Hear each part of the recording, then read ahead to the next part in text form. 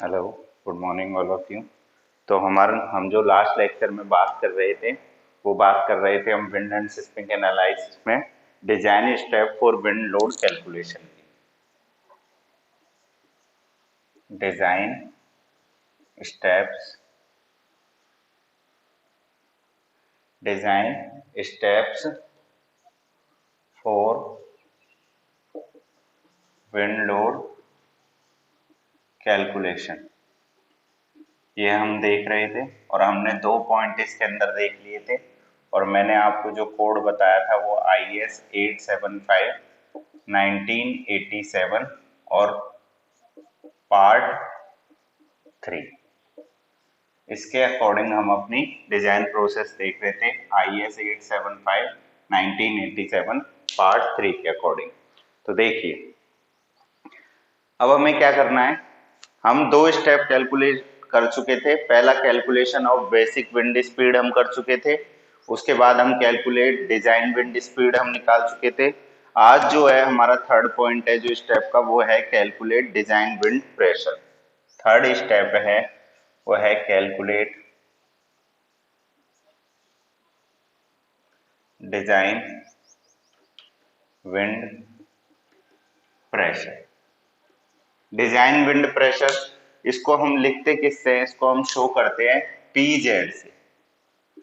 Design wind pressure को हम किससे शो करते हैं, उसको हम शो करते हैं किससे, PZ से। डिजाइन विंड प्रेशर को हम शो करते हैं किससे, PZ से। अब देखिए ये होता क्या है। तो डिजाइन विंड प्रेशर के लिए जो हमें कोड में दे रखा है वो दे रखा है हमें पेज नंबर 12 क्लॉज 5.4 पे। ये हमें दे रखा है क्लॉज नंबर, ये हमें दे रखा है क्लॉज नंबर 5.4 और ये है हमारा पेज नंबर 12 पर। ये हमें क्या कहता है कि कैलकुलेट कोड हमें क्या कहता है कि कोड हमें कहता है कि जो डिजाइन विंड प्रेशर होता है वो 0.6 times the 0.6 multiply by design wind speed के स्क्वायर के मल्टीप्लाई के बराबर होता है। मतलब इसका जो फॉर्मूला होता है वो होता है PZ इक्वल टू 0.6 VZ का स्क्वायर। ये होता है। और VZ क्या होता है, वेयर, यहाँ पे हमने कल देखा था VZ को हमने किससे शो किया था, VZ को हमने शो किया था किससे, डिजाइन विंड स्पीड को ही तो बोलते हैं हम VZ हम किसको बोलते हैं, VZ हम बोलते हैं डिजाइन विंड स्पीड को।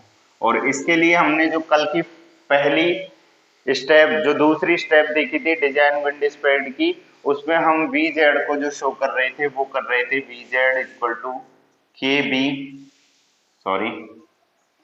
VB dot K1 K2 K3, इस तरीके से शो कर रहे थे हम किसको, VZ को। तो जो सेकंड स्टेप में VZ की वैल्यू आई उसको पुट कर देना है यहाँ पर, और जो इसकी वैल्यू आती है वो हमेशा याद रखनी है।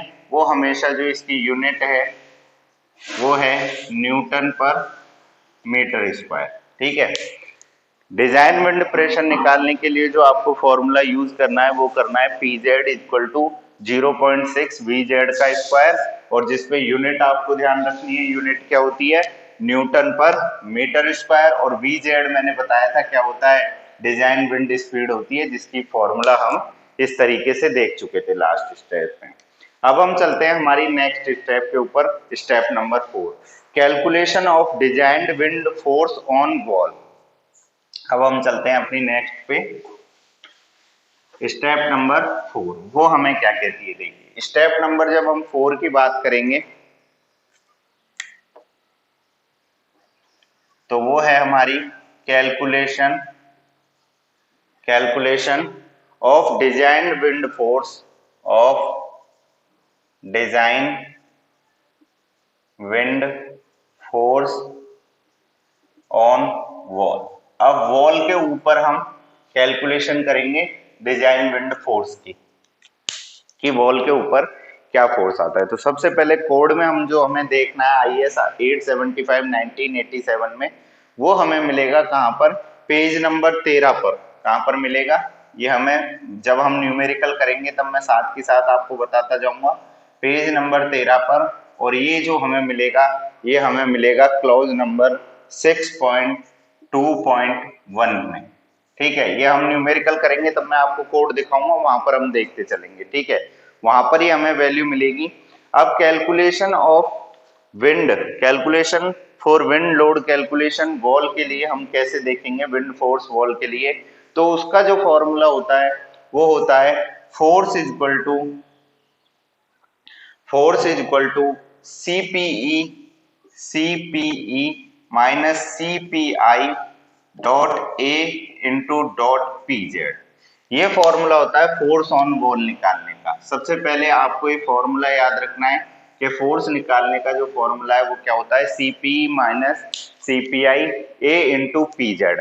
अब हम देखेंगे कि सीपी क्या है, सीपीआई क्या है, ए क्या है और पीजेड क्या है।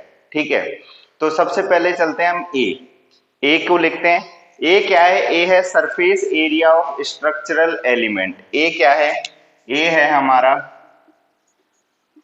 Surface area of structural element, ये तो है हमारा ए। पीजेड, पीजेड अभी अभी मैंने बताया था थोड़ी देर पहले, पीजेड क्या है हमारा, डिजाइन विंड प्रेशर। पीजेड है हमारा डिजाइन विंड प्रेशर। तो ये दो तो हम कैल देखेंगे। ठीक है, उसके बाद हम चलते हैं, हमें क्वेश्चन में अगर बिल्डिंग की लेंथ और विड्थ दी हुई होगी तो हम एरिया फाइंड आउट कर लेंगे। पीजेड अभी हमने थोड़ी देर पहले कैलकुलेट किया था।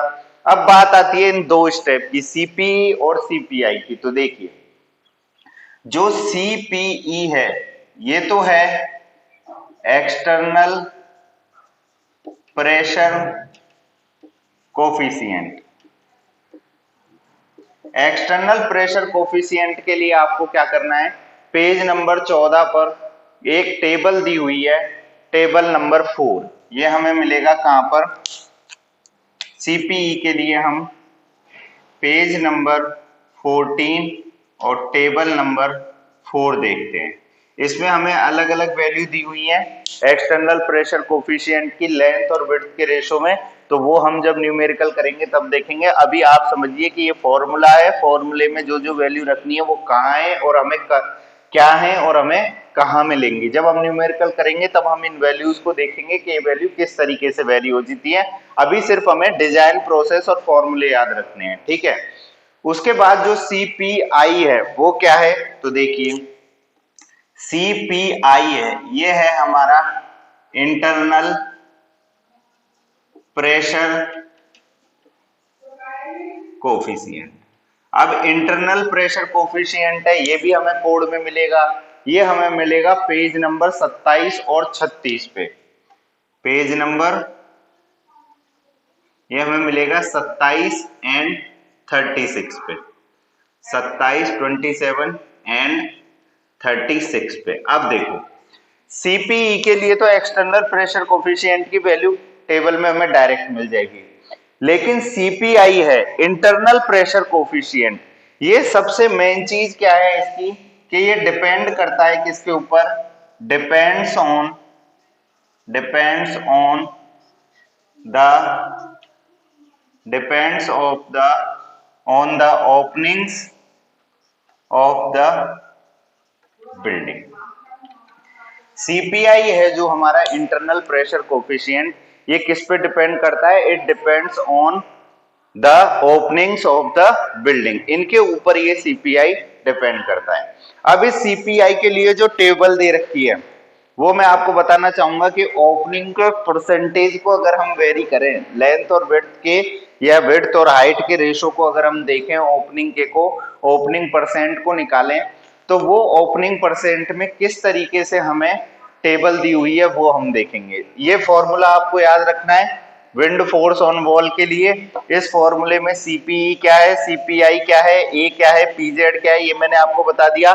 एक्सटर्नल प्रेशर कोफिशिएंट के लिए हम टेबल में देख लेते हैं। हम बात करने हैं इंटरनल प्रेशर कोफिशिएंट की, और ये किस पे डिपेंड करता है? ये डिपेंड करता है, depends on the openings of the building. अब हम इसकी बात करेंगे ओपनिंग्स ऑफ द बिल्डिंग पे किस तरीके से डिपेंड करता है। तो देखिए, हम बात कर रहे हैं किसकी? इंटरनल प्रेशर कोफिशिएंट की। तो देखिए, हम बात कर रहे हैं किसकी? इंटरनल प्रेशर कोफिशिएंट की। इंटरनल प्रेशर कोफिशिएंट का मैंने क्या लिखा? डिपेंड्स ऑन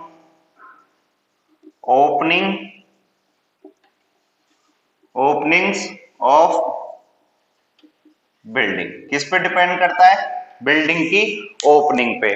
अब बिल्डिंग की ओपनिंग का अगर परसेंटेज निकालना है, अगर बिल्डिंग की ओपनिंग का परसेंटेज निकालना है कि बिल्डिंग की ओपनिंग का परसेंटेज क्या है, तो परसेंट ओपनिंग का जो फॉर्मूला होता है वो हम देखेंगे कि परसेंट ओपनिंग का जो फॉर्मूला है वो किस तरीके से है। तो देखो, सबसे पहले हम बात करते हैं किसकी? परसेंट ओपनिंग को हम किस तरीके से देखते हैं। तो देखिए, जो परसेंट ओपनिंग निकालने का फॉर्मूला है वो क्या है, वो मैं यहां लिख देता हूं।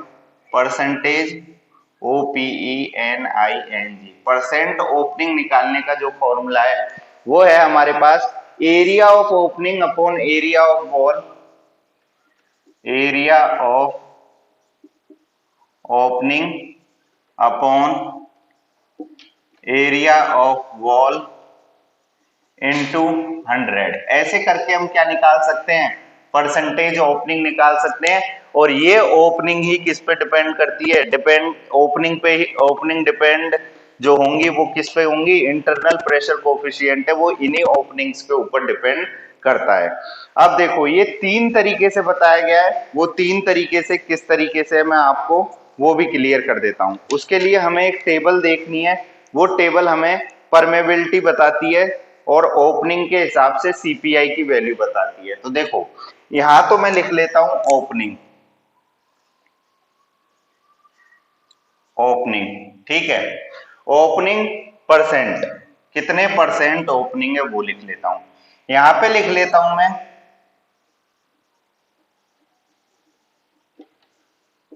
परमेबिलिटी, ठीक है। परमेबिल कितना है? स्मॉल है, मीडियम है, लार्ज है। और यहां पर लिख लेते हैं हम सीपीआई की वैल्यू क्या होगी, ठीक है। तो हमें परसेंट ओपनिंग के हिसाब से सीपीआई की वैल्यू मिलती है। वो कैसे मिलती है?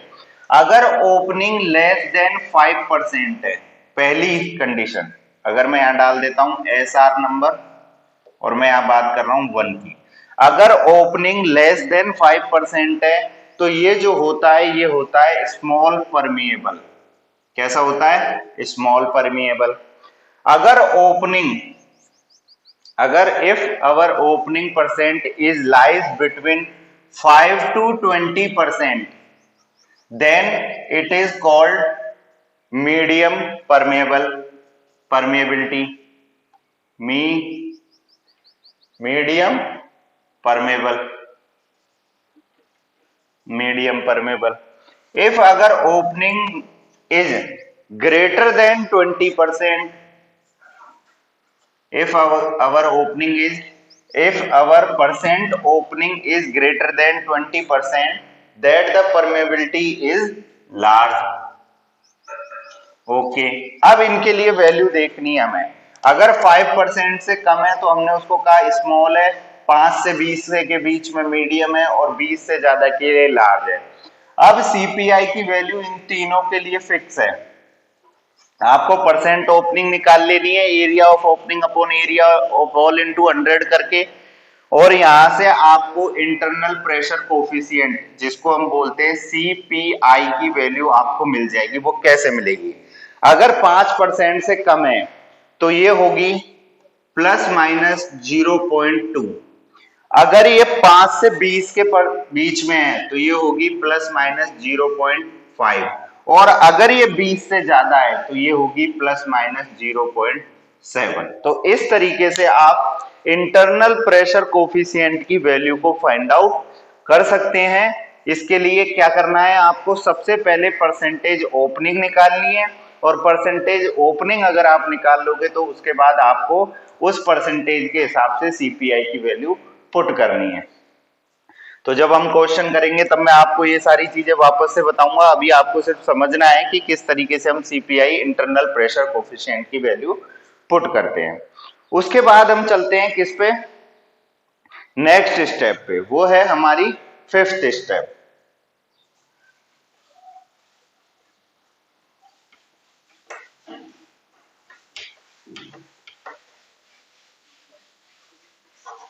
उसके बाद हम अपनी फिफ्थ स्टेप पे चलते हैं और फिफ्थ स्टेप क्या है, calculation of design wind pressure, design wind pressure on roof. Roof के लिए हम बात करेंगे, ये हमारा फिफ्थ स्टेप है। हमें डिजाइन विंड प्रेशर कैलकुलेट करना है कहां पर, रूफ पर। तो इसके लिए जो फॉर्मूला होता है वो हमारा होता है CP net is equal to CPE minus CPI. ये हमारा फॉर्मूला होता है किसके लिए, रूफ पे हमें क्या करनी है, विंड प्रेशर कैलकुलेट करना है। तो हमें फॉर्मूला है CP net is equal to CPE minus CPI. अब देखो सीपीआई की वैल्यू हम अभी देख चुके, हमने अभी देखा कि जो सीपीआई है ये हमारा क्या था, ये था हमारा इंटरनल प्रेशर कोफिशिएंट। यह हमने अभी थोड़ी देर पहले देखा। इसकी वैल्यू फिक्स हो जाती है, फिक्स हो गई एक ही बार में, जो भी हमें उस टेबल से मिलेगी। लेकिन जो ये सीपीई है इसकी वैल्यू दो तरीके से लाई करती है, एक तो करती है ओवरहैंग रूफ के लिए, एक करती है मोनोस्लोप रूफ के लिए। तो उसके लिए हमें क्या करना है वो देखो। सीपीआई तो हमने लिख दिया इंटरनल प्रेशर कोफिशिएंट, जो हम स्टेप जो हमने इससे पहले वाली स्टेप थी उसमें निकाल ली। लेकिन सीपीई है, ये जो सीपीई है ये हमारा क्या है, ये है हमारा एक्सटर्नल प्रेशर कोफिशिएंट। इसकी वैल्यू दो तरीके से लाई करती है, दो तरीके से। कैसे कैसे होंगी वो दो पॉइंट क्या क्या है इसके। पहला तो है कि रूफ फॉर ओवरहैंग, अगर हमारी रूफ है वो कैसी है, ओवरहैंग है, तो हम बात कर रहे हैं रूफ फॉर ओवरहैंग। और दूसरी जो बात कर रहे हैं, हम बात कर रहे हैं मोनोस्लोप रूफ के लिए, मोनोस्लोप रूफ के लिए। तो इन दोनों के लिए हम देखेंगे कि मोनोस्लोप और ओवरहैंग के लिए तो ये जो वैल्यू है ये हमें मिलेंगी कोड में कहां पे, एक तो मिलेगी हमें पेज नंबर 16 टेबल नंबर 5 पे, पेज 16 टेबल नंबर 5 पे। ये वैल्यू तो हमें मिलेंगी किसकी, ओवरहैंग रूफ के लिए। ओवरहैंग रूफ किस तरीके से होगी, जैसे इस तरीके से हो सकती है, इस तरीके से हो सकती है। तो ये ओवरहैंग है, ये जो पोर्शन है ये क्या है, इसका ओवरहैंग पोर्शन है। और मोनोस्लोप रूफ की अगर बात करें तो वो किस तरीके से होती है, मोनोस्लोप रूफ होती है आपकी इस तरीके से।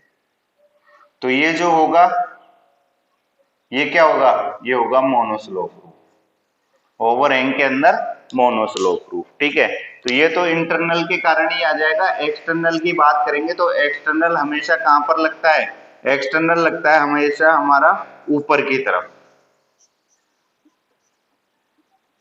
ठीक है, तो मोनोस्लोप रूफ के लिए जो हमें जाना है वो हमें देखनी है पेज 18 टेबल नंबर 6। ये हमें मिलेगा कहां पे, पेज 18 और table number 6।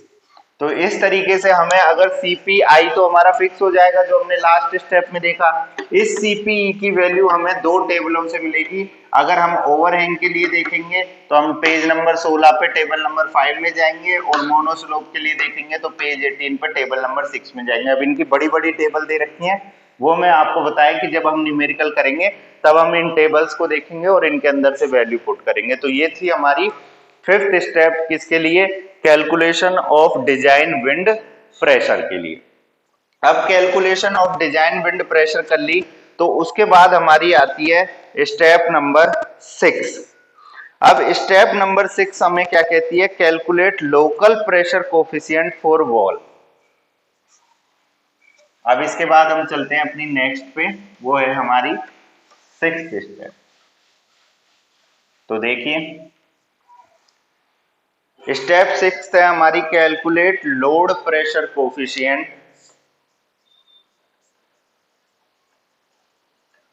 Calculate load pressure coefficient, calculate load pressure coefficient for wall, for wall. इसमें देखिए हमें क्या करना है, लोड प्रेशर कोफिशिएंट निकालना है वॉल के ऊपर कि लोड प्रेशर कोफिशिएंट की वैल्यू क्या होगी। तो उसका जो फॉर्मूला होता है वो होता है CP net equal to CP net equal to CP E local minus CPI. ये फॉर्मूला हमें याद रखना है किसके लिए, लोकल प्रेशर कोफिशिएंट वॉल के लिए। क्या याद रखना है, CPE CP net equal to CP local minus CPI. CPI इतनी बार अभी हम निकाल चुके, सीपीआई हमारा फिक्स है, क्या है, इंटरनल प्रेशर कोफिशिएंट। अभी अभी हमने बात की थी, तो वही वैल्यू हमें यहाँ पर रखनी है इंटरनल प्रेशर कोफिशिएंट की। वापस से बात आती है कि सीपीई लोकल क्या है, तो हम देखते हैं सीपीई लोकल, ये हमारा क्या है, ये है हमारा local pressure coefficient for wall, local pressure coefficient for wall. ये सीपीई लोकल है, ये है लोकल प्रेशर कोफिशिएंट वॉल, और ये हमें मिलेगा कहां पर, कोड में पेज नंबर 14 टेबल नंबर 5। ये हमें मिलेगा पेज नंबर 14 और टेबल नंबर 5। ये हमें पूरी पेज नंबर 14 टेबल नंबर 4। इस पर हमें लोकल प्रेशर कोफिशिएंट की एक टेबल दी हुई है, जिस टेबल के अंदर हमें ये बताया गया है कि हमें किस तरीके से सीपी लोकल के लिए अलग अलग दे रखा है। अलग अलग वो किस तरीके से दे रखा है, वो ऐसे दे रखा है कि मान के चलो आपके L/W और H/W के लिए कोई वैल्यू है, इन वैल्यूज के लिए जैसे 1/2 है या 3/4 है, इन तरह की वैल्यू के लिए सीपी लोकल के अलग अलग वैल्यू पुट करनी है हमें। तो वो जब हम न्यूमेरिकल कोई क्वेश्चन सॉल्व करेंगे उसमें हम पेज नंबर 14 टेबल नंबर 4 के ऊपर देखेंगे कि हम किस तरीके से सीपी लोकल की बात करते हैं। अभी हमें याद रखना है, वो रखना है कि calculate local pressure coefficient for wall के लिए हमें कौन सा फॉर्मूला पुट करना है, सीपीआई क्या है और सीपी लोकल क्या है, ठीक है। बाकी इसके बाद जो स्टेप है हमारी नेक्स्ट 7 और 8, वो हम अपने नेक्स्ट लेक्चर में देखेंगे और एक क्वेश्चन समझने की कोशिश करेंगे कि हमें किस तरीके से वो क्वेश्चन करना है। तो आज के लिए इतना ही, थैंक यू सो मच।